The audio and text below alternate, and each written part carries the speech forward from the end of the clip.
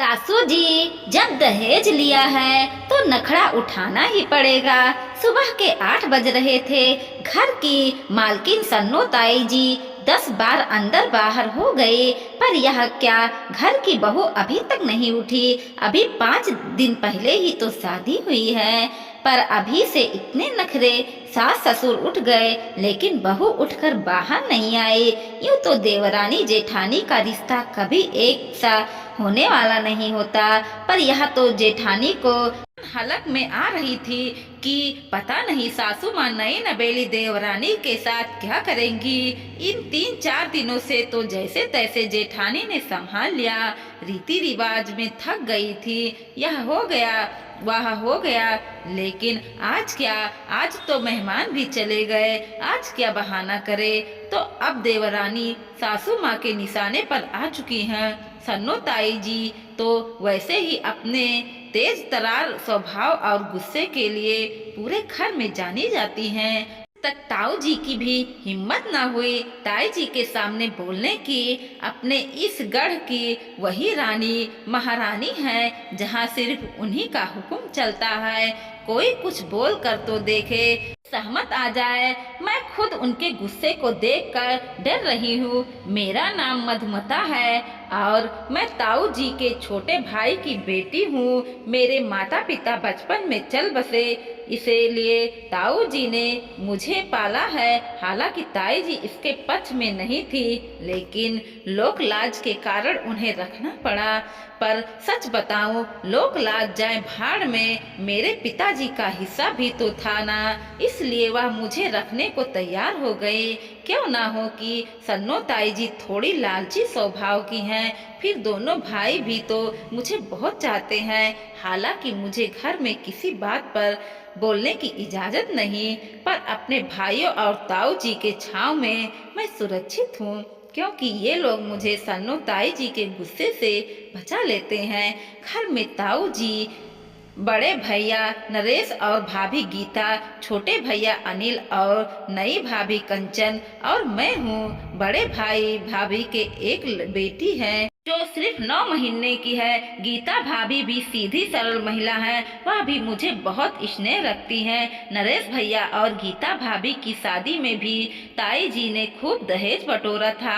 हालांकि गीता भाभी के परिवार वाले कार दे ना पाए, बस यही बात ताई जी के मन में रह गई।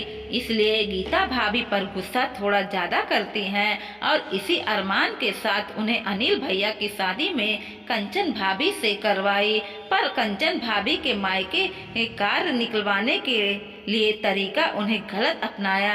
जब शादी पक्की हुई थी तब उन्होंने लोगों ने था कि दहेज में क्या क्या चाहिए। तब सन्नो ताई कुछ नहीं बोली, लेकिन शादी के 5 दिन पहले कार की डिमांड कर दी।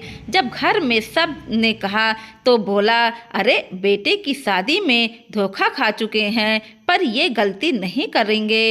अब 5 दिन पहले कार मांगी है, उन्हें झक मार कर देने ही पड़ेंगे। खैर सुबह के 8 बज गए और नई नबेली अभी तक नहीं उठकर कमरे में बाहर तक नहीं आई। कौन सास बर्दाश्त करेगी। बस ताई जी भी ऊपर नीचे हो रही हैं। एक बार तो बहू सामने आए, फिर बताती हूँ। थोड़ी देर बाद नई बहू के कमरे का दरवाज़ा खुला, पर नई बहू की जगह अनिल भैया बाहर आए और बाहर आते ही सबसे पहले भाभी को आवाज़ लगाया, भाभी, ओ भाभी, जरा चाय तो बना दो, सिर दर्द से फटा जा रहा है। तुम्हारी देवरानी का। अनिल भैया की बात सुनकर भाभी रसोई में जाने लगी। देखकर सन्नो ताई चिल्ला पड़ी, हाँ, नौकरानी रखा है ना, घर में तो महारानी आराम फरमा रही हैं और तुम उसके लिए चाय बना कर ले जा रही हो। अब तो क्या ना उठी महारानी। अम्मा जी तो रहने दो कि सिर दर्द हो रहा है। ऐसा कौन सा गढ़ जीत लिया जो सिर दर्द हो रहा है। कुछ काम भी नहीं किया और का बहाना लेकर बैठ गई। अब अम्मा रहने दो ना, क्या बतंगड़ बना रही हो। गीता बना कर दे रही है ना चाय। नरेश भैया ने कहा, तू चुप कर, ज्यादा जुबान चलने लगी है। शोर सुनकर छोटी बहू भी बाहर आ गई और बड़े ही बेपरवाही से बोली, क्या घर को चिड़िया घर बनाकर रखे हो। थोड़ी देर कोई आराम से रह भी नहीं सकता।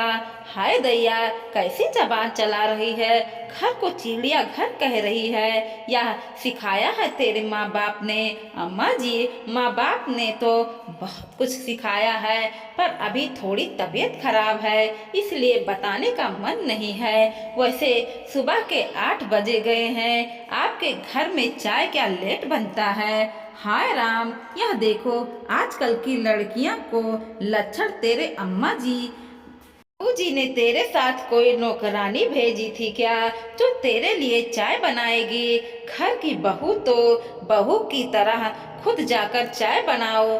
मैं भला, मैं क्यों चाय बनाऊंगी और क्यों घर का काम करूंगी? क्योंकि तू घर की बहू है तो मुझे काम तो करना पड़ेगा। इस गलत फहमी में मत रहिए अम्मा जी। आपने जो जो चीज मांगी है मेरे माँ बाप ने दिया है। आपको जब इतना दहेज दिया है तो घर का काम क्यों करूंगी? दहेज कोई नाचे गए का दिया है क्या? उसकी नाक को दिया है तेरे पिता ने समाज में अपनी इज्जत दिखाने के लिए। माफ करना अम्मा जी, जो मेरे पिता ने अपनी मर्जी से देते तो वो अपने नाक को देते, लेकिन आपने तो मांग मांग कर लिया है। शादी के ठीक 5 दिन पहले आपने कार की डिमांड कर दी। ये कार 500 रुपए की आती है, नहीं जो खरीद करके दे दे। पर फिर भी मेरे पिता ने आपको नखरे उठाए हैं ना, तो आपको मेरे नखरे उठाने पड़ेंगे।